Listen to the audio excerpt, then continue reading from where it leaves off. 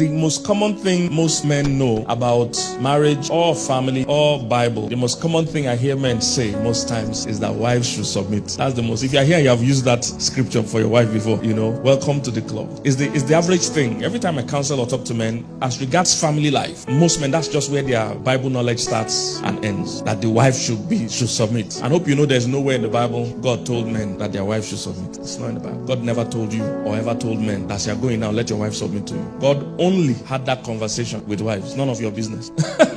Unfortunately, that's the only thing you know. You want to know the thing that didn't concern you. If you ask me, I've never heard, there might be, but I've never heard a man quote the scripture to a woman of what God told him to do. Never. He's always quoting to the woman what God told the woman to do. I was counseling a couple, they are here in North America and the US. They were having serious fights. I was counseling them. So the man was telling me that when they were doing premarital counseling, that their counselor told them that whenever there is a conflict or a heated argument or whatever, that the wife should submit. I said, you're absolutely correct. I said, what did the counselor tell you that the men should do when there's serious conflict? And he was looking at me blank. He didn't study his own syllabus. He never read his own. He was more interested in what God told the woman. And most men are guilty of that. And because most preachers are also men, really the beginning and end of family life discussion in the church starts and ends as wife should what? And God never spoke that to a man. It's none of your business. God was just having a coaching private session with his daughters, and he was telling them, wives, learn to submit to your husband. He never discussed that with men. What he did tell men though is that you husbands love your wife as Christ loved the church. Shaking very well. You are shaking very well, but still you are still preaching. You are shaking, you are still somewhere preaching. These ones that are still strong, you want to retire them. You see, this is a new policy in your church. Fine. Why can't you make this thing very simple to people? Why can't you stop deceiving people? Why can't you tell people that this thing is a business? Why can't you tell people that this thing is a company? Why can't you tell people, stop collecting money from people, stop deceiving people? A man that have worked for you for all his life, what you are telling him this evening, what you are telling him is that you want to retire him. It's unfair, it's unhuman. This thing is wickedness. No matter how they want to accept it, some of them will say, it's too late for them to start again. But it's wickedness.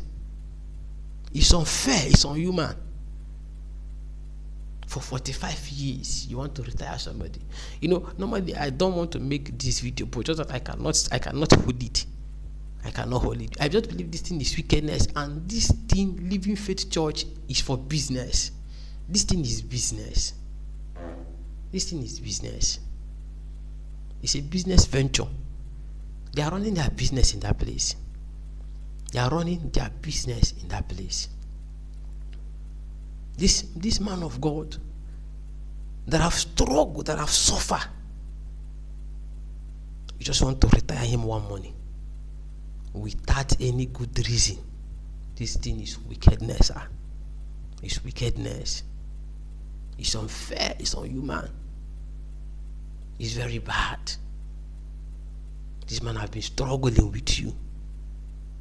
Now, you just believe he's old because you want your son to inherit the ministry. It's wickedness, sir. I will still leave you people with this word, sir.